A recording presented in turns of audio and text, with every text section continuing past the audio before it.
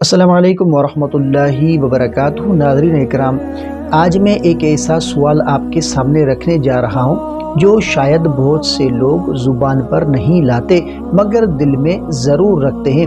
کیا اگر پیسے دے دیے جائیں تو زنا جائز ہو جاتا ہے؟ کیا رضامندی اور پیسہ حرام کو حلال بنا سکتے ہیں؟ برائے کرم اس ویڈیو کو آخر تک ضرور دیکھیں، کیونکہ آخر میں وہ بات کہوں گا جو شاید آپ کی سوچ ہی بدل دے۔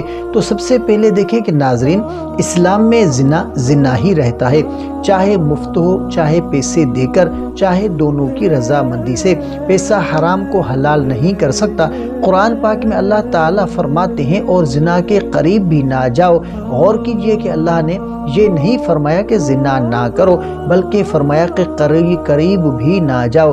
تو ناظرین، جو لوگ کہتے ہیں کہ ہم نے کسی پر ظلم تو نہیں کیا، دونوں راضی تھے، ہم نے پیسے دے دیے تھے، ذرا سوچیں، کیا پیسے ضمیر خرید سکتے ہیں؟ کیا چند نوٹ اللہ کے حکم کو بدل سکتے ہیں؟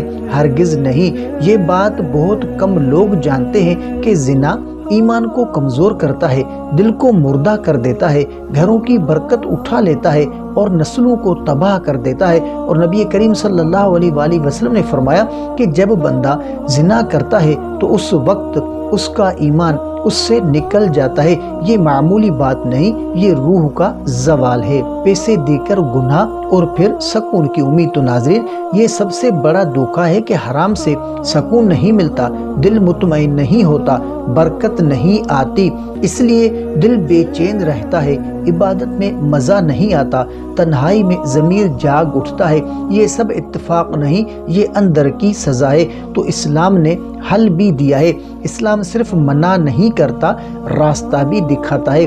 اگر خواہش ہو تو نکاح ہے، صبر ہے، دعا ہے، نگاہ کی حفاظت ہے۔ نبی کریم صلی اللہ علیہ وآلہ وسلم نے فرمایا کہ اے نوجوانوں، جو نکاح کی طاقت رکھتا ہے وہ نکاح کر لے، یہ نگاہ کو نیچا رکھتا ہے اور پاک دامنی کا ذریعہ ہے۔ تو ناظرین، اللہ کو دھوکہ نہیں دیا جا سکتا، لیکن اللہ کی طرف لوٹا ضرور جا سکتا ہے۔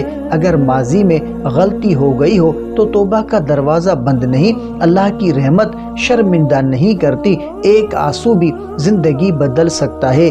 اگر یہ ویڈیو کسی ایک دل تک بھی پہنچ گئی تو سمجھیں یہ پیغام کامیاب ہو گیا۔ ویڈیو کو لائک کریں، چینل کو سبسکرائب کریں۔ تو ملتے ہیں اگلی ویڈیو میں، تب تک کے لیے اپنا بہت سارا خیال رکھیں اور ہمیں اپنی دعاؤں میں یاد رکھیں۔ السلام علیکم ورحمۃ اللہ وبرکاتہ۔